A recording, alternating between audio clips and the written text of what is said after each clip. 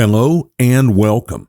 This is Matthias 76. Together, we are decoding the deception, and we are closing in on the end of the book of Acts. We are here picking up today in chapter 25. It goes through chapter 28. It is my goal for today to cover chapters 25 and 26. We'll see how that goes. Check back in on that at the end of this video. We'll see if we made it or not. But what we are looking at today is Paul before Felix. Paul before Felix. And got this is the thumbnail up here on the screen, what we're going to be talking about today. And I like this thumbnail. I found it and wish I could say it was my own. It is not, but it does a good job of setting the stage visually of what was going on in this setting, what things looked like, the pomp, the regal nature of things. The only thing I would change in this is we've got Paul looking pretty dapper here. And I would doubt that his dress and attire was in keeping with what everyone else was wearing, just my guess. But that is up to artistic interpretation, and so we'll leave it be. And I think I said, I struggle with this. I struggle with Felix and Festus. I always do. It's Felix was succeeded by Porcius Festus. That's right. We got it right. He's there. I think I said Felix. It's Festus before whom he is appearing. And just on that note, we have talked about how ruling in Palestine, having this position of proconsul, whatever you want to call it, governor, different titles, probably depending on the actual rank of the person who was at that time holding that position. It was the main job was keeping the lid on the teapot. There was always undercurrents of rebellion. And it all stems from the fact, this is just historical reality, and you go read what the Romans said about them and how they talked about them. This is exactly what they thought. The Jews thought they were better than everybody else. And in the light of them being God's chosen people, that's, I don't want to say easy to understand, but I guess it is easy to understand. Doesn't mean it was okay, because if they really were being faithful, they would have known that they were God's chosen people by grace, and that the whole point of it was to bring about the plan of salvation so that all people could be saved. But they kind of internalized the special nature of their standing before God and ran with it. And that always turns into it being about them. Okay. Nobody liked ruling over them. It was difficult. And with Felix, it's interesting because the Roman historian, or that he was actually a Jew, but he wrote about the history of this time period, and you've heard of him, Josephus. Josephus tells us that Felix lost his position because he couldn't keep the Jews happy. He couldn't manage this situation. He was only proconsul here for 2 years, and then Festus took over. Okay.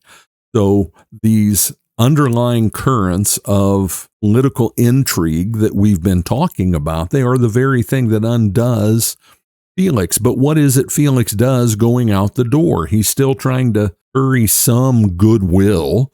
And so, desiring to do the Jews a favor, Felix left Paul in prison. I don't know how he thought that would play out for him moving forward, if it would somehow be a help. I don't know. Maybe like in a job nowadays, you have people working for you and they fill out a survey about what they think about you and your leadership. Maybe Rome had the HR department in Rome had a program like that, and Felix was worried about what his exit survey was how that was going to be filled out by the Jews. Don't know. But moving on, Felix is gone. Porcius Festus takes over, and all still in the same place. Okay. And it is interesting as I record this video, and I say this without regard how you feel about the event tomorrow. Doesn't matter to me. Tomorrow is This is a Sunday. Tomorrow is the inauguration of President Trump. Okay. So we've got some of the same politics playing out here, and we see it right away. Now, 3 days after Festus had arrived in the province, he went up to Jerusalem from Caesarea, and the chief priests and the principal men of the Jews laid out their case against Paul, and they urged him, asking a favor against Paul, that he summon him to Jerusalem because they were planning an ambush to kill him on the way. All right. First 100 days. There's a lot in the news now about what's going to happen in the new president's first 100 days. There always is, as they just pull out the same template, fill in different names and promises, and see what happens in the first 100 days. Well, in Festus' first 100 days, what appears to be really high on the list of priorities that everybody sees, that everybody takes note of. Boom. He loads up and goes to Jerusalem. In 3 days, it took 2 or 3 to get there. So next day, after he takes over, and there's going to be pomp and ceremony with that in Caesarea Philippi, he loads up the troops, the caravan, and off they go. First stop is Jerusalem. He knows what cost Felix his job, and that's priority 1. So think about this. What does that do for the reading of the tea leaves for Paul about what's coming, about what's going on? And Paul was an astute political observer. We've seen that before. He knew how to read a room, how to read a province, how to read a nation. And first thing, we've got Felix or Festus. Man, I keep confusing him. Now I got it stuck in my head. Next, I'm going to put Moses in the ark. We've got Festus heading to Jerusalem, check in with the Jews. And what is it they want to do? They want to bring Paul there. And they don't really want to bring Paul to Jerusalem. They want to kill him along the way. This is 2.5 years later, same song, second verse. Just the same thing again and again. And Paul said, or Festus said that Paul is being kept in Caesarea and that he himself intended to go there shortly. So he's doing a tour of his fiefdom here, his territory granted him to govern by Rome. Hey, when I get back home, come up, we'll talk about it. So he said, let the men of authority among you go down with me, and if there is anything wrong about the man, let them bring charges against him. He wants to do it in Caesarea. Why? And I think that we have to keep in mind as part of this is his stage. In Caesarea, I have neglected to do this. I don't remember it until I'm actually teaching. This was an impressive place. It was gorgeous. And that sets the stage. This is my turf. I am the governor. I have the authority. I have the power. And it gives him a leg up on controlling the situation. I really think that's a big part of this. So you guys come on down. I'll put you up. We'll have a big feast, whatever. And part of that is wining and dining as well. Politicians are always politicians. I don't care who they are. I don't care how they come across on the camera. Politicians are always politicians, first and foremost. So after he stayed among them not more than 8 to 10 days, he went down to Caesarea. And the next day he took his seat on the tribunal and ordered Paul to be brought. Let's talk about taking his seat on the tribunal. That has very little meaning to us. Our president doesn't have a specific place that he sits. Sometimes they have him speak from the Oval Office when it's a nationwide televised address. But this chair meant something, and that carried over in the seat of power of the Rome that never died, headquartered in Vatican City. It's St. Peter's Basilica. They call it a cathedral. What is a cathedral? A cathedral is where the chair is. Might be for a bishop, might be for a cardinal, might be for the Pope. The Pope speaks, and the chair is cathedra. Cathedra. That's Latin for the chair. They just took that over from Rome. when a governor sat in the chair was the symbol of authority of Rome. He was given that place. It's a chair, right? You sit here. You sit at my right hand. You sit at my left. You sit way down there at the end of the table, but still that place is granted by whom? By Caesar, by the emperor. So to us, doesn't make a whole lot of, okay, he's going to sit down and no, the chair itself had authority. It mattered.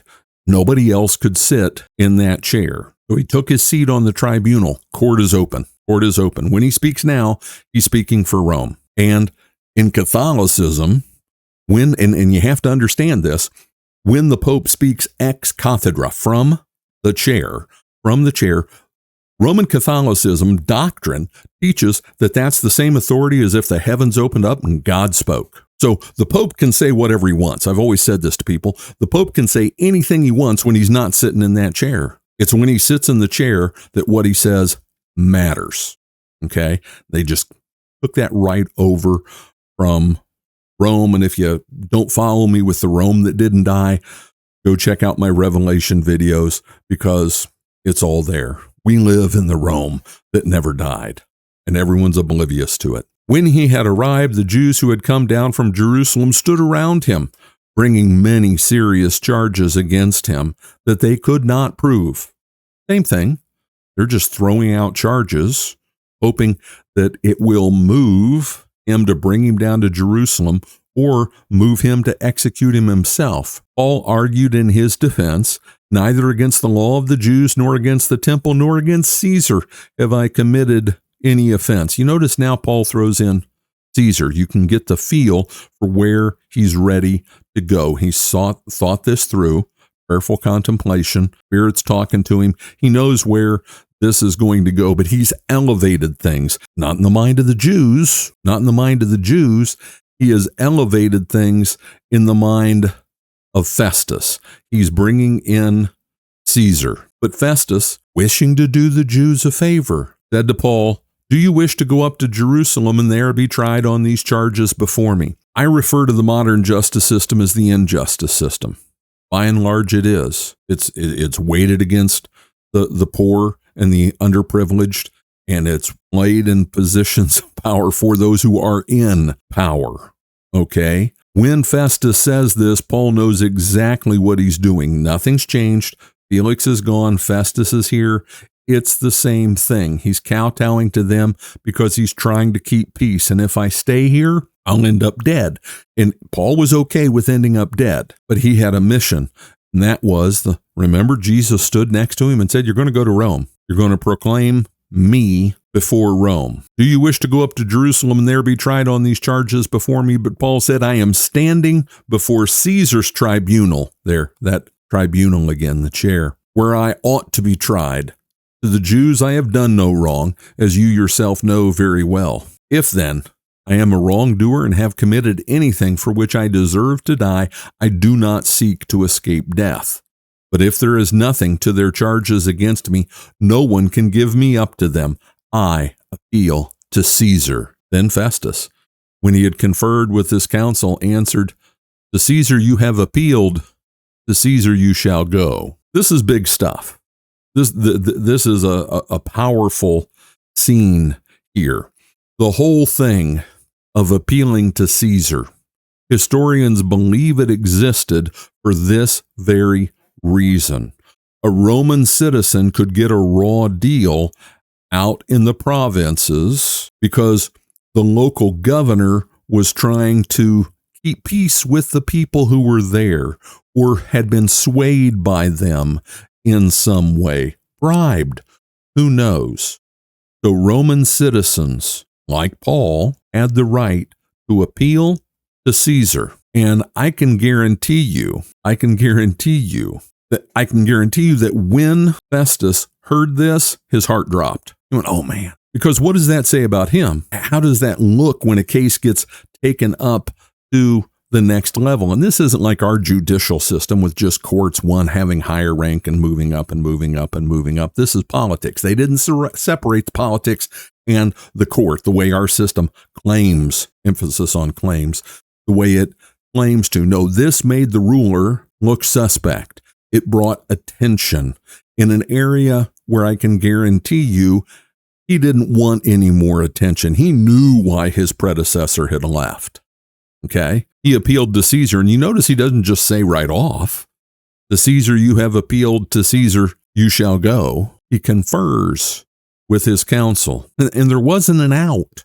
That's what he was looking for when he conferred with his council. Is there any way I can get out of this? They said, no. The legal expert said, no, he appealed to Caesar. He has to go to Caesar. And so he concedes and says what he says, "To Caesar you have appealed, to Caesar you shall go." It was now out of his hands. The only thing was the timing for when he was going to send him on to Caesar. So political maneuverings, intrigue, manipulation, conniving, all of that here. And Paul saw it all for what it was. And he knew now is the time. This isn't going anywhere good. It's only going to get worse. I've got my appeal to Caesar and I'm using it. Now, when some days had passed, Agrippa the king and Bernice arrived at Caesarea and greeted Festus.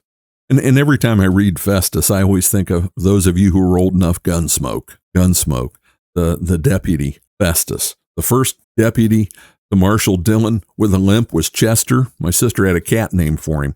Chester, a three-legged cat. And Festus was the second one, who was the one who had the role the longest, the old deputy Festus. And as they stayed there many days, Festus laid Paul's case before the king, saying, "There is a man left prisoner by Felix, and when I was at Jerusalem, the chief priests and the elders of the Jews laid out their case against him, asking for a sentence of condemnation against him. I answered them that it was not the custom of the Romans to give up anyone before the accused met the accusers face to face and had opportunity to make his defense concerning the charges laid against him." Paul had that opportunity, and Festus didn't judge. Always, what do politicians do? What do the power players at work do? They're always going to frame things in a way that makes them look best. Now, understand the setting here. Agrippa was not over Festus. Talk about Agrippa more in a moment. Agrippa was one of those local rulers who got to rule in a given area on behalf of Rome under the supervision of the Roman governor, who is Festus. Okay, it was a way, let them have their kings, let them have their customs, let them have whatever, as long as they follow the major tenets of the Roman Empire and are obedient and pay their taxes. And when we tell them we need help with a war, they join in like we tell them. We'll let them have their rulers. Okay. But still, Festus wants to make himself look good. And there's no time that politicians lie more than when they're talking to each other. When they came together here, I made no delay, but on the next day took my seat on the tribunal and ordered the man to be brought. When the accuser stood up, they brought no charge in his case of such evils as I supposed. Rather, they had certain points of dispute with him about their own religion and about a certain Jesus who was dead, but whom Paul asserted to be alive. Being at a loss how to investigate these questions, I asked whether he wanted to go to Jerusalem and be tried there regarding them. But when Paul had appealed to be kept in custody for the decision of the emperor, I ordered him to be held until I could send him to Caesar. Then Agrippa said to Festus, "I would like to hear the man myself." "Tomorrow," said he, "you will hear him." Okay, Agrippa. Now, when we hear Agrippa, unfortunately, for most of us, we hear this guy saying, "Not unless he's studied his Agrippa." And that's not the Agrippa that we're talking about.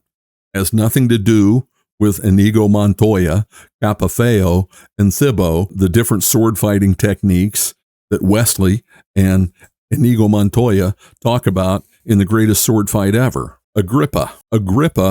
We've heard that name before, right? You're going, Agrippa. I've heard of Agrippa before. This is Agrippa the second, and he ruled. I need a map. Not the right map. At least the things highlighted on it aren't the right map. We can always make a map work. So there are no cities listed on this side of this map. So, well, here, we'll do this. We're up here in Caesarea. It helps if we get the right map. We're up here in Caesarea. Agrippa ruled up here, up north. This is Agrippa the second. Agrippa the first had ruled in Jerusalem. Agrippa the first is the one who took James, the brother of John, the apostle James, hostage, arrested him, and cut off his head. And then when he saw it made him happy, and this is Acts 12. Go read Acts 12. You can pause if you want. Go read Acts 12. When he saw it made him happy, he arrested Peter. And Peter was in jail, and the angel came and got him out, and he goes to the house, and Rhoda thinks it's his angel at the door. All that is Acts 12. Okay. And then that Agrippa, he goes to speak more political intrigue and nonsense. He goes to speak, and they say a God and not a man. And because he didn't give glory to God, he was struck and eaten by worms and died. That's this guy's dad. Okay. That was Agrippa the first. This is Agrippa the second. So, and he's going to grow in power. He's going to get more authority going farther north up Tarsus and up in that region, etc. But Paul's going to talk to him as though he knows things, as though he understands things. And there's a reason.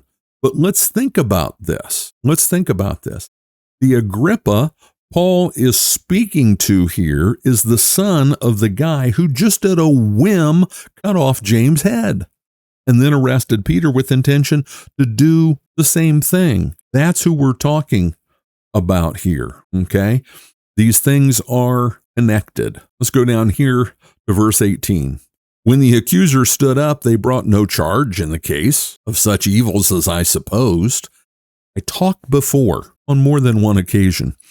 The Romans didn't get this internal bickering and fighting that the Jews and the different groups had. And remember, there was the Sadducees, there was the Pharisees, there were the Herodians, there were others. These different bickering, but rise and stand up on your feet, for I have appeared to you for this purpose, to appoint you as a servant and a witness to the things in which you have seen me and to those in which I will appear to you. Jesus is here saying there's more coming. More revelation went to the Apostle Paul, delivering from your people and from the Gentiles to whom I am sending you. Again, going to the Gentiles. To whom is Paul speaking now?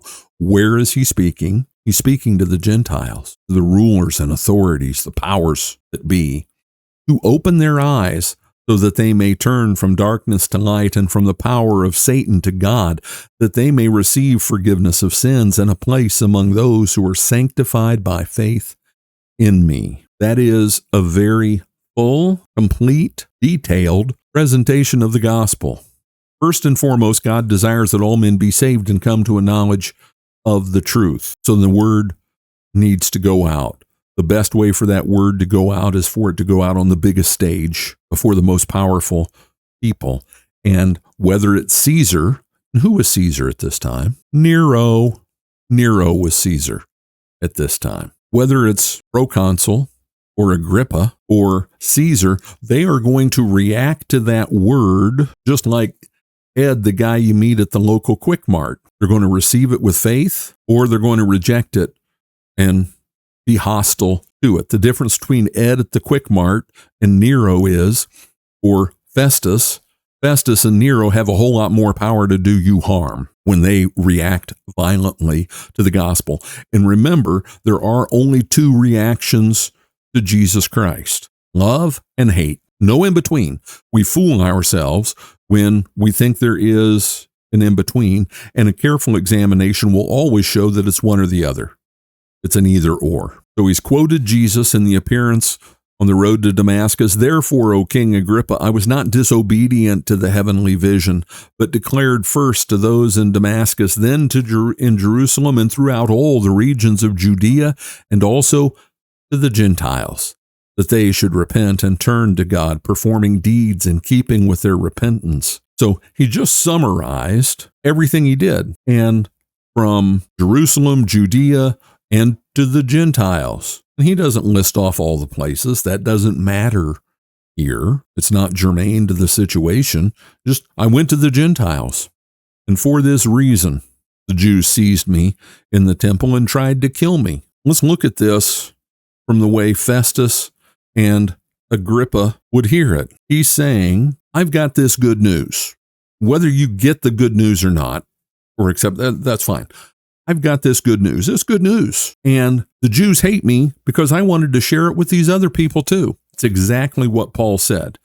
And your hearing of it, you hear one thing, and what Festus and Agrippa heard was something else. Because all of this, even though Agrippa knew a lot more than Festus did, they have no interest in the faith and salvation. They don't think they need it, whatever else. But the general setting, the main theme here, that's what Paul's saying. I had this good thing. I went to share it with others. They hated me for it and they arrested me. To this day, verse 22, to this day I have had the help that comes from God, and so I stand here testifying, both to small and to great, saying nothing but what the prophets and Moses said would come to pass, that the Christ must suffer, and that by being the first to rise from the dead, he would proclaim light to our people and to the Gentiles.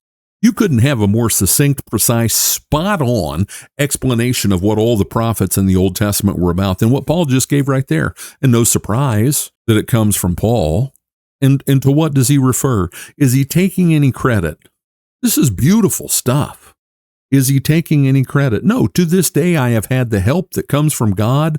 And so, based on that, the help that comes from God, I stand here, testifying, legal term, testifying both to small and to great. And he probably looked over at where the people were with the goblets of wine, the small and the great, and looked at Festus and Agrippa and the other military tribunals who were there, the tribunes, different ranks of authority, saying nothing but what the prophets and Moses said would come to pass. I'm just teaching the fulfillment of the Jewish faith, and they hate me for it. That's what he's saying.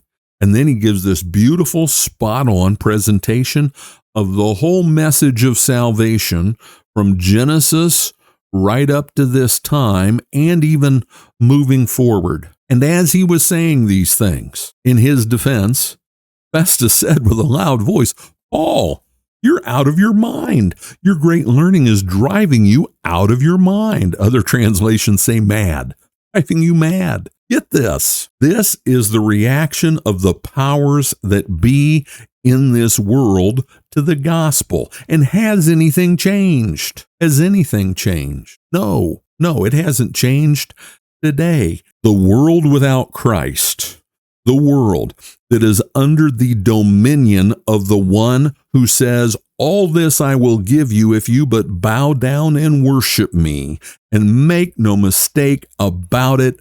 That's how they get there. Why don't good guys rise to the top? Why do they all change before they get there to the top? You got your answer right there. Their authority is given them by the Dark Lord himself, and they think that Christianity is insanity. It makes no sense. That's crazy. But Paul said, unfazed, unflustered. Paul said, I am not out of my mind, most excellent Festus, but I am speaking true and rational words, for the king knows about these things, and to him I speak boldly. Agrippa knew more. He was familiar.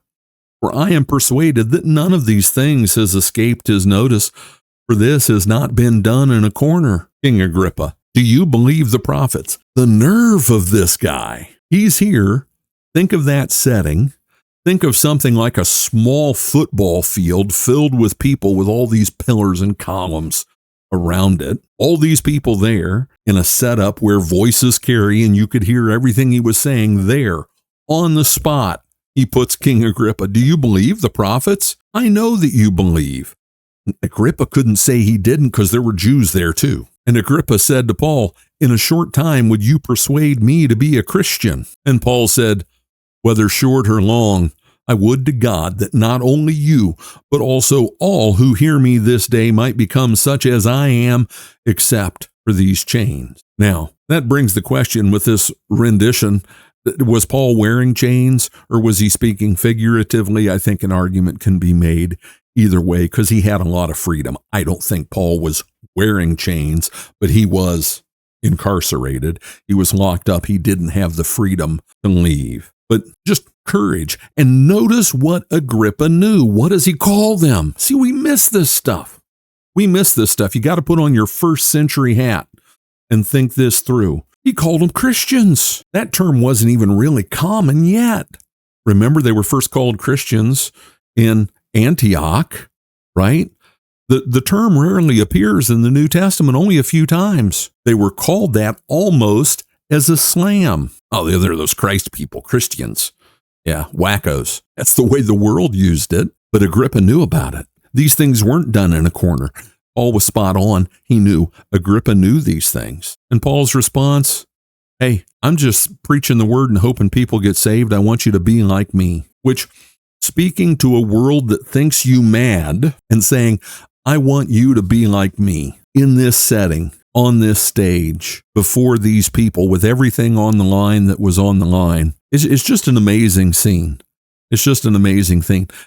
We need to, when we read these things, slow down. Ask yourself a lot of questions. Think about it. Turn it this way and that. Consider it from this person's view, that person's view, the other person's view. That's what good historians do. And that's what good theologians do. And you want to be a good theologian when you read the scriptures. In doing that, you'll encounter things you don't know. Well, you go research, you dig, you learn. But when you do that, you uncover some really amazing stuff. Then the king rose, and the governor, and Bernice, and those who were sitting with them. And when they had withdrawn, notice, the king rose. He's had enough of this. He's on the spot. He knows he's on the spot. He is at the point. When do they end a press conference? When do they end a press conference? Now, the last several years have been nonsense for that because the old rules of press conferences have kind of gone out the window. But when do they end a press conference? Once they're at the point where anything they say, there's not a win there. If I say anything more, that faction's going to be mad at me, and that faction's going to be mad at me. So we're going to end it here. He doesn't have any more time. Thank you very much for coming. And the president's walking away, and people are yelling questions after him. Okay, and he's ignoring them, walking away. No win from here. No path that's safe for me to go from here. And that is exactly where Agrippa was at this point in time. Then the king rose, and the governor and Bernice and those who were sitting with them. And when they had withdrawn, now they're safe, just the three of them and their closest counselors around them. Now they can talk in safety. And when they had withdrawn, they said to one another, this man is doing nothing to deserve death or imprisonment. And in their minds, they're thinking he's crazy as a loon, but he doesn't deserve death or imprisonment. And Agrippa said to Festus, this man could have been set free if he had not appealed to Caesar. Let's think about that one. Why did he appeal to Caesar? Why? Because the system wasn't really going to give him justice. Paul could have spent another 10 years here, okay? He had to appeal to Caesar, but now that they've dug in at a deeper level, they realize that there's nothing this guy did. Now, Felix knew that. Festus knew that. Agrippa saw it plain as could be, but now he's appealed to Caesar, and so off to Caesar he is going to go. So next time we're going to see, and it's the journey to Rome, and then what happens when we get to Rome. See, and I did, checking back in with my thought at the beginning, we did get through chapters 25 and 26, so we did get that accomplished. Do want to remind you to come here. This is our website, Decoding the Deception. You can find out about who we are, what we're about, how we view things here.